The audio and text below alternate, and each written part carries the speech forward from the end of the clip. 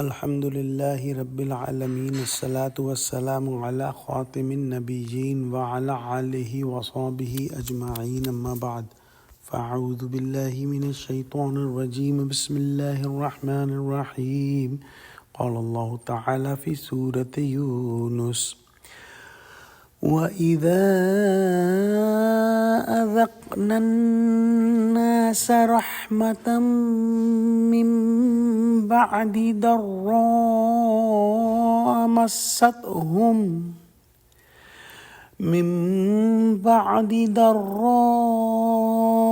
مَّسَّتْهُمْ إِذَا لَهُم مَّكْرٌ فِي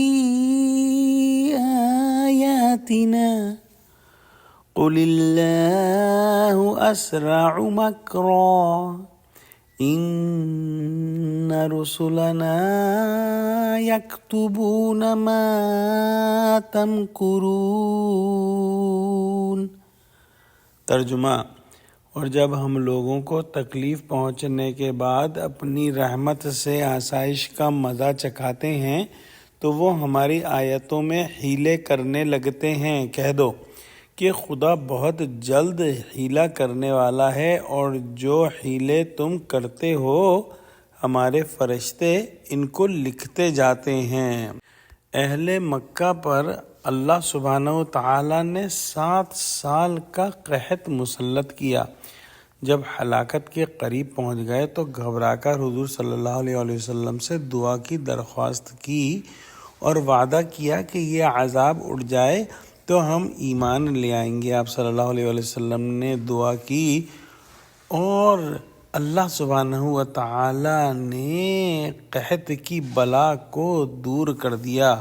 اس کے بعد یہ پھر وہی شرارتیں کرنے لگے، اللہ سبحانہ و تعالی کی آیتوں کو جھٹلاتے اور اس کی قدرت اور رحمت پر نظر نہ رکھتے، بلکہ انعامات الہیہ کو ظاہری اسباب و حیل اور محض بے اصل خیالات اور اوہام کی طرف نسبت کرنے لگتے۔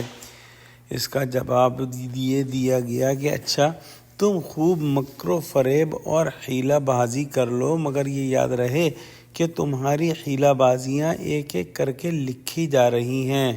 وہ سارا دفتر قیامت کے دن تمہارے سامنے رکھ دیا جائے گا۔ پھر جب تمہاری کوئی حیلہ بازی فرشتوں سے مخفی نہیں، اللہ سبحانہ و تعالیٰ کے علم محیط سے کہاں باہر رہ سکتی ہے؟ تم اپنے مکر اور حیلہ سازی پر مغرور ہو، حالانکہ خدا کا جوابی مکر یعنی کہ تدبیر خفی تمہارے مکر اور تدبیر سے کہیں تیز اور سریع الاثر ہے۔ وہ مجرم کی باگ اتنی ڈھیلی چھوڑ دیتا ہے کہ مجرم کو نشہ غفلت میں چور ہو کر سزا کا تصور بھی نہیں رہتا۔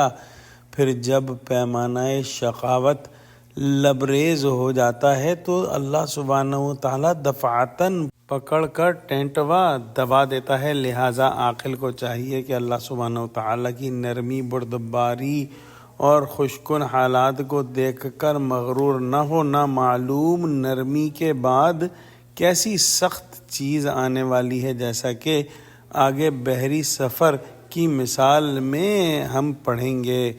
حضرت شاہ صاحب فرماتے ہیں کہ سختی کے وقت آدمی کی نظر اسباب سے اٹھ کر صرف اللہ پر رہتی ہے۔ جہاں سخت گھڑی گزری اور کام بن گیا، پھر اللہ سبحانہ تعالیٰ کا بھول کر دوبارہ اسباب پر آ جاتا ہے۔ ڈرتا نہیں کہ خدا پھر ویسی ہی تکلیف اور سختی کا ایک سبب کھڑا کر دے۔